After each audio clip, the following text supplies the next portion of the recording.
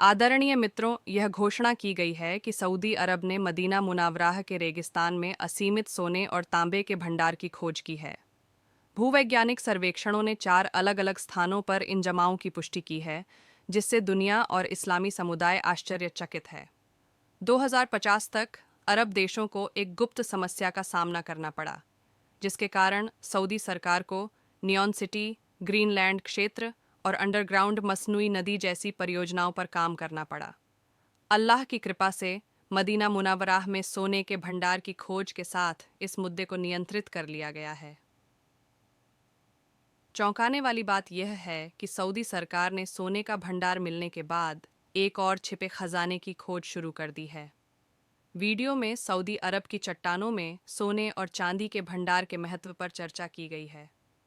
दुनिया का सबसे अमीर देश बनने की उम्मीद में सऊदी अरब इस सफलता का श्रेय विशिष्ट रणनीतियों या प्रौद्योगिकियों के बजाय अल्लाह के आशीर्वाद को देता है। सऊदी अरब के खनन विशेषज्ञों के अनुसार मक्का और मदीना में पाए गए सोने के भंडार लगभग 100 किमी की दूरी तय करते हैं। इन भंडारों को उच्च गुणवत्ता वाले सोने के रूप में वर्णित किया गया है और खनन कंपनी ने 2022 में अपना काम शुरू किया था। सऊदी अरब का लक्ष्य 2024 तक इन सोने और तांबे के भंडार के आसपास के क्षेत्रों को तेजी से विकसित करना है।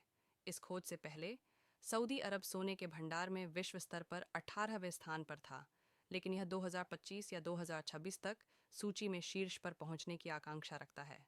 वर्तमान में संयुक्त राज्य अमेरिका 83 टन सोने के साथ सबसे आगे है। इसके बाद जर्मनी 33.5 टन और इटली 2.5 टन हैं। पाठ से पता चलता है कि 2030 तक सऊदी अरब सबसे बड़ी अर्थव्यवस्था वाले शीर्ष 5 देशों में शामिल हो सकता है। सऊदी अरब के अतीत पर विचार करते हुए यह एक कथित गरीब रेगिस्तानी देश से एक संभावित आर्थिक महाशक्ति में परिवर्तन को नोट करता है।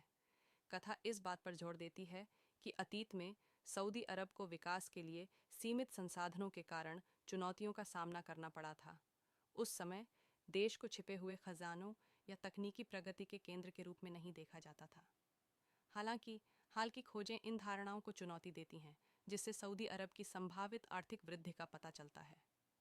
बेझिझक पूछें कि क्या आपके पास कोई विशिष्ट अनुरोध है या यदि और भी कुछ है जिसे आप जानना चाहते हैं। अल्लाह ने अपने घर और पैगंबर के घर के लिए सऊदी अरब को चुना। इसे तेल की खोज का आशीर्वाद दिया, जिससे देश का भाग्य बदल गया।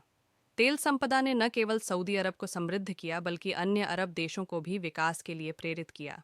समय के साथ सऊदी अरब ने तेल के महत्व की बदलती गतिशीलता को स्वीकार किया और अपनी अर्थव्यवस्था को पर्यटन और कृषि की ओर स्थानांतरित करने की रणनीति बनाई। नियॉन सिटी और ग्रीनलैंड प्रोजेक्ट जैसी पहल इस परिवर्तन को दर्शाती हैं।